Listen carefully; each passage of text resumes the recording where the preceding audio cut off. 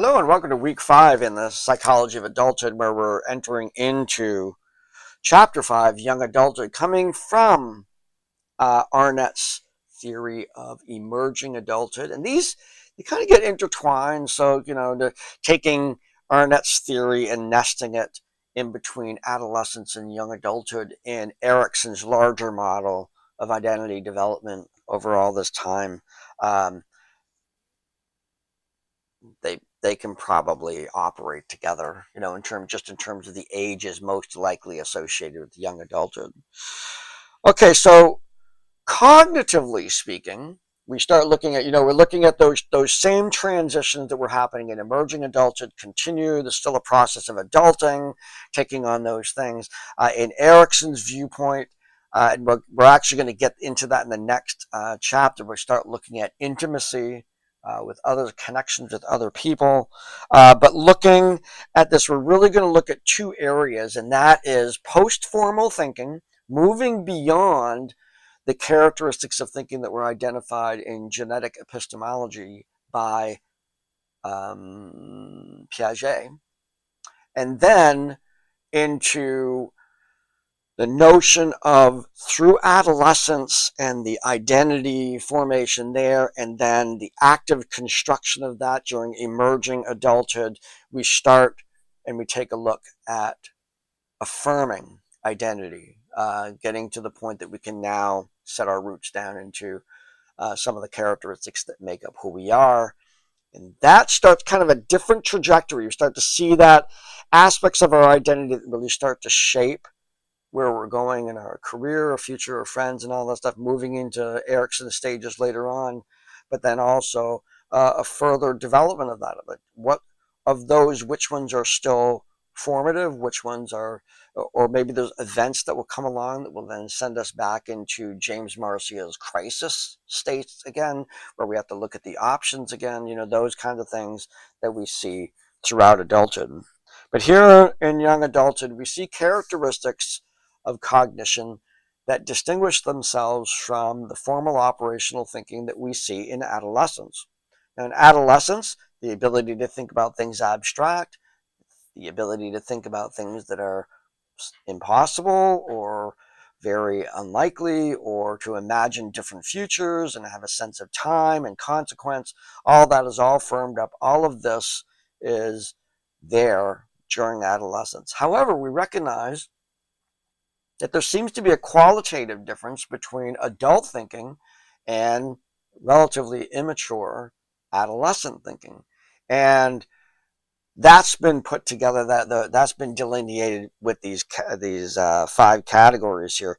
First, absolutes are rare. So the all, every time, each time this happens, or every time or every, always, and all these terms start to lose their meaning when we're talking about most of our reality. So we begin to realize that absolutes are rare.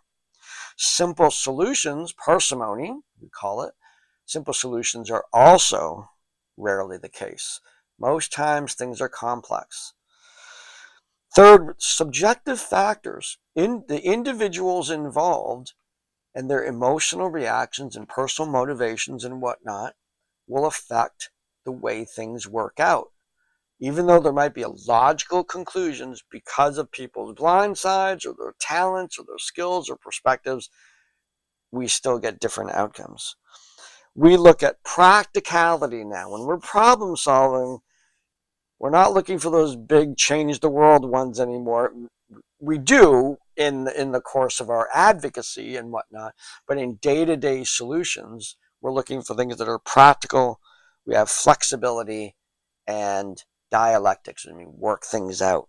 Now, this kind of practical thing, we go from, when our car has something wrong with it, we go from, I'm going to ditch the car and get a new one, to, I'm going to fix this one. More practical way of engaging in that particular problem solving. And then the addition of emotional intelligence. Emotional intelligence, again, had been around for a while, but it was really some recent work, at least in the 80s, recent, to the history of psychology, where we start looking at emotional intelligence as actually being correlated with various levels of success. They could be financial, happiness, relationships, spiritual success, all those aspects of human thriving are more correlated with measures of emotional intelligence than IQ and other forms of intelligence. So bringing that to the forefront of emotional intelligence, the ability to manage your own emotions, the ability to recognize the emotions in other people, and the ability to utilize emotions as a tool for achieving your needs. And that kind of has like a manipulative quality to it, but it includes that, but it's not exclusively that. So if I'm going through a hard time and I have the ability to manage and express my emotions, I'll be more likely to attract the special people in my life closer to me to provide me with help and comfort. And that allows me to thrive. If I don't know what to do with those emotions and I'm just getting angry or whatever, pushing people away when I'm really just sad and scared, that's less emotional intelligence, less likely that I'm going to attract the things that I need to myself. So the other part that we're looking at, we have the post-formal thinking, and then we have affirming identity and affirming personality. Just kind of, maybe the foundation is there. We're starting to put up some of the walls. We can still rebuild some of the foundation. We can still close off, destroy part of our foundation. We can still build an addition on the house. All of those things are still there, but we're kind of firming things up. Our personality is largely taking shape. And so the discussion, I'm asking you to reflect on personal experiences when you moved from formal operational thinking to what we would say is post-formal operational thinking. So these would be examples of when you or someone close to you or somebody else, when did you find that absolutes are rare? And when simple solutions aren't the case, things are more complicated, that subjective factors play a role, that you need to be practical and flexible, and that emotional intelligence was a factor. All of these, your experiences of moving your problem-solving ability, the applications of your intelligence into an adult way of doing things. That's the discussion. In the Chapter 5 assignment, I'm going to go to the course book here, Chapter 5 assignment on affirmations. This is what I'm looking at here are the capacities we have about confirming the persons we are and who we're becoming. And so we look at it in the task. I have consider the following opportunities. I'm right here. Consider the following opportunities for affirmative adult development. When you moved out on your own, gender and sexual orientation identity and personality affirmations. These are your job, career, who you are as a person, who you affiliate with, those kinds of things. That these are areas to look at. These are not the topics. If you go over here, these are the topics. These are just things to consider. When you moved out on your own, or things considering your sexual orientation or gender identity, personality affirmation, you may have picked 2 topics, and these are just areas to look at that are going on during this period of time. So let's say I was moving out on my own.